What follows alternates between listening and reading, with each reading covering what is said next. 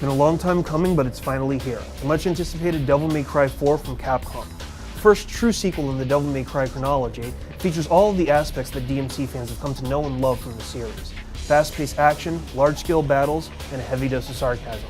It also manages to showcase the power of the PS3 and the 360 handling. But enough talk from me, let's get into it. Someone help me!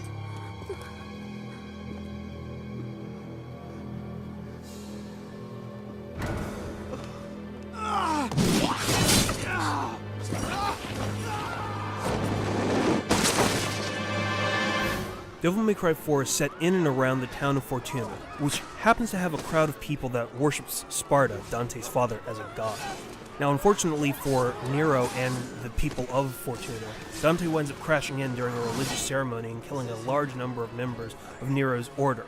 This, of course, makes Nero want to go after Dante for revenge, and sparks a story of retribution and betrayal, salvation and sacrifice across the game's 20 missions. Now, Nero is no slouch. He has access to a number of weapons and abilities. The first one, obviously, is the Red Queen, a motorcycle-handled, gas-infused sword that packs a serious punch, and the Blue Rose, which is a double-barrel pistol that he can charge up. He also has a number of acrobatic maneuvers, powerful strikes, and other moves that you can unlock and purchase as the game goes along. However, possibly the most visually striking one is the Devil Bringer arm, which gives him a strong reach which he can use to grab and throw other enemies depending upon the situation. So I'll cut to the chase.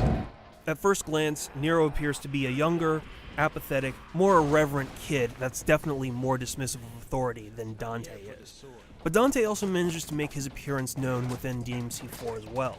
And of course he comes packing his familiar tools of battle. He has Rebellion, his large sword, which he never goes without, as well as Ebony and Ivory, his twin pistols, which are basically extensions of his arms. He also brings Coyote, a sawed-off shotgun which he can use and wield with deadly efficiency. Of course, the majority of his abilities come from the various styles that Dante has accessible to him, such as Trickster, which allows him to teleport and vanish behind enemies for quick strikes, Royal Guard, which allows him to block just about any incoming attack, Swordmaster, which allows him to manipulate his sword in various ways to provide better strikes, and Gunslinger, which lets him fire off his weapons much faster than he usually would. Dante in this game is definitely older, wiser, and probably a little bit more sarcastic than you've ever seen him. Glad I got your attention. I was beginning to feel a little ignored. DMC4 has a variety of difficulty levels. Initially, you start off with Human and Devil Hunter, and completing a playthrough winds up unlocking new difficulty levels, as well as art in the game's gallery, movies within the story theater that you can view individually or as an entire whole, a Bloody Palace battle arena that you can test your skills in and see how stylish you can make your kills, as well as entries in the game's gallery that has illustrations of everything within the title and info on everything in the game within the game's library. There's obviously a ton of content that you will be able to find, look at, and unlock, and it definitely adds to the replayability of the title. Another reason why you want to replay this game over and over again is because you can definitely farm orbs and proud souls, which you use to purchase new abilities, items, and other elements for the game. The first two levels, relatively easy, especially if you've played DMC3 or even, say, a completely different title like a Ninja Gaiden. However, once you start getting into some of the later difficulty levels, like Son of Sparda or Dante Must Die, you're going to find that you're going to need to step your game up because it mixes up elements such as having different monsters in different situations, different tactics, or even different abilities that you haven't seen these monsters use before. However, even with all of these positive points, there are a couple of issues.